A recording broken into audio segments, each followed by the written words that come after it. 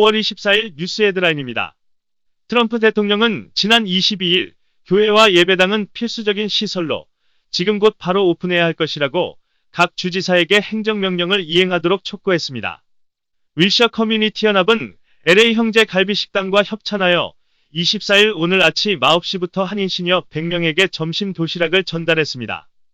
LA 카운티 정부는 오는 26일부터 시작되는 무더위에 대해 카운티 주민들에게 무더위에 대한 주의령과 혹서 대피처를 27일부터 오픈한다고 발표했습니다. 오늘 의학정보 코너 시간에는 바이타민 D와 코로나 바이러스와의 상관관계를 알려드립니다. 도널드 트럼프 대통령은 22일 교회 등 예배 장소를 필수적인 장소로 간주해야 한다며 교회와 예배당을 지금 당장 문을 열어야 할 것이라고 각 주 지사들에게 촉구했습니다.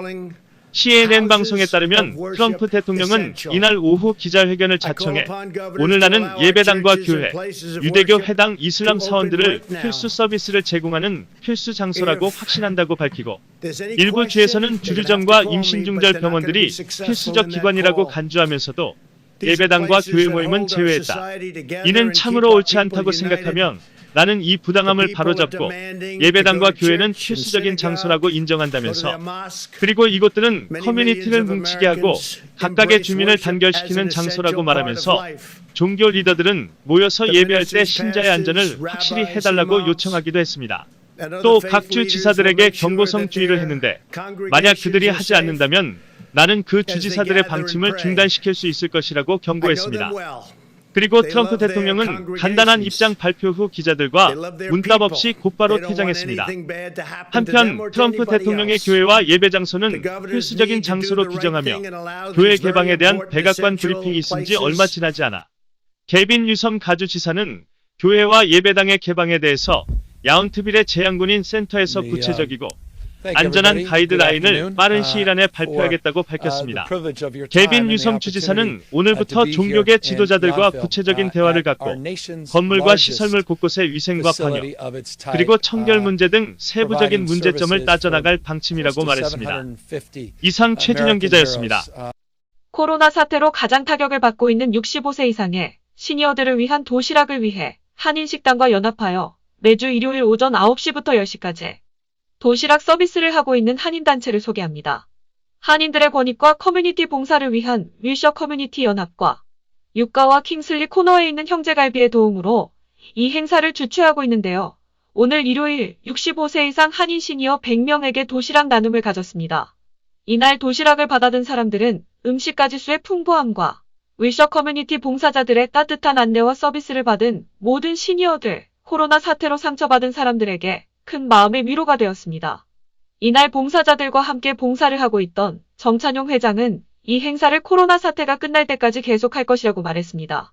형제갈비 식당은 3680 웨스트 유가에 있으며 전화는 213-739-8800입니다. LA 카운티 정부는 LA 카운티 일부 지역의 온도가 다음 주 90도 이상 무더운 일시가 예상됨에 따라 카운티 전역에 위치한 여러 대피처 시설을 지정하여 다음 주 화요일, 수요일과 목요일에 오픈한다고 발표했습니다. 이 대피처는 가정 내에 에어컨이 없는 대중에게 무료로 무더위 완화 서비스를 제공하기 위해 가동한다고 말했습니다. 모든 센터는 오후 12시부터 오후 6시까지 운영하며 현재 카운티 보건국의 물리적 거리두기 및 기타 안전 기준에 따라 운영됩니다. 국립기상청과 LA 카운티 공중보건국이 각 지역과 열 예측에 근거하여 총 8개의 비상대피처 센터가 운영될 것입니다. 그러나 날씨 조건에 따라 더 많은 위치를 추가하거나 확장할 수 있다고 밝혔습니다. 따라서 LA 카운티는 무더운 날씨에 모든 주민들에게 다음과 같은 추가 예방 조치를 취하도록 밝혔습니다. 첫째, 햇볕이 가장 강한 오전 10시부터 오후 3시까지 실내에 머물어야 합니다. 둘째, 극심한 무더위 시간에는 4시간 2잔에서 넉 잔의 물을 섭취하고 셋째, 땀을 흘리면 몸에서 소금과 미네랄이 제거되므로 운동 중이나 외부에서 작업할 때 저당 과일 주스로 영양분을 보충해야 하며 넷째, 음주를 하지 말아야 합니다. 다섯째, 신체 활동을 줄이고 가장 더운 시간 동안 야외에서 운동을 중지하고 여섯째, 실외에 있을 때는 챙이 넓은 모자와 밝은 색의 가볍고 느슨한 옷을 입어야 합니다. 일곱째, 가장 더울 때 에어컨을 75도에서 80도 사이로 맞추어 가동하고 만약 에어컨이 없다면 하루에 2번 시원한 물로 샤워를 하거나 카운티 대피소를 방문하기를 권장하고 있습니다. 특히 에어컨이 없는 노인 가족 및 친구를 확인하여야 하며 4세 이하의 영유아, 작업 중 과로한 사람, 즉 건설 노동자와 65세 이상은 열 관련 질병의 위험이 가장 높다고 경고하기도 했습니다. 아울러 부득이 실외에 있어야 할 경우 SPF 15 이상인 선탠크림을 사용하기를 권장하고 뜨거운 열은 애완동물에게 영향을 미치므로 실내에 머물게 해야 한다고 발표했습니다. 이상 강수정 기자였습니다.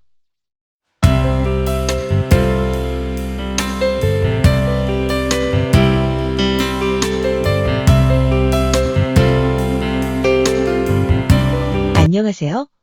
오늘은 온 세상을 팬데믹으로 몰아넣은 코로나19와 바이타민 D의 관계에 대해서 알아보겠는데요. 이 바이타민 D가 많은 음식을 섭취하는 노르웨이 등에서 이번 코로나 바이러스 치사량이 상당히 낮다는 보도도 있었어요.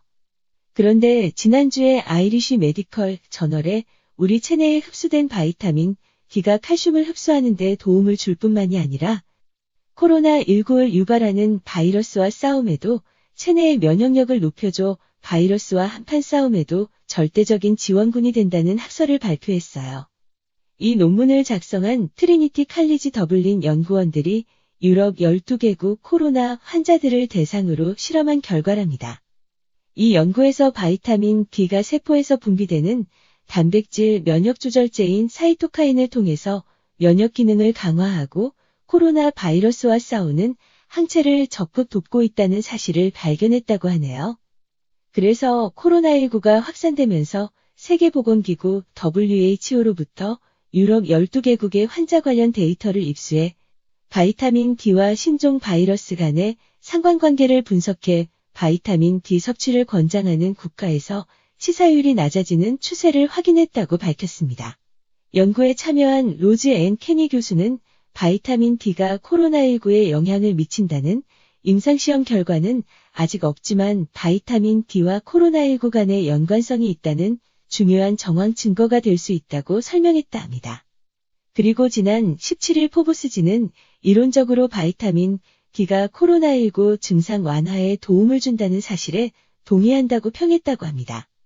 그런 만큼 일반인의 입장에서 바이타민 D를 적정량 섭취하는 것은 중요하지만 신종 바이러스를 막을 수 있는 것처럼 복용량을 갑자기 늘리는 것에 대해서는 우려를 표명했네요. 오히려 너무 많은 양을 복용했을 때 부작용이 우려된다며 주의를 당부했습니다. 여러분 건강하시고 다음 주 때까지 안녕.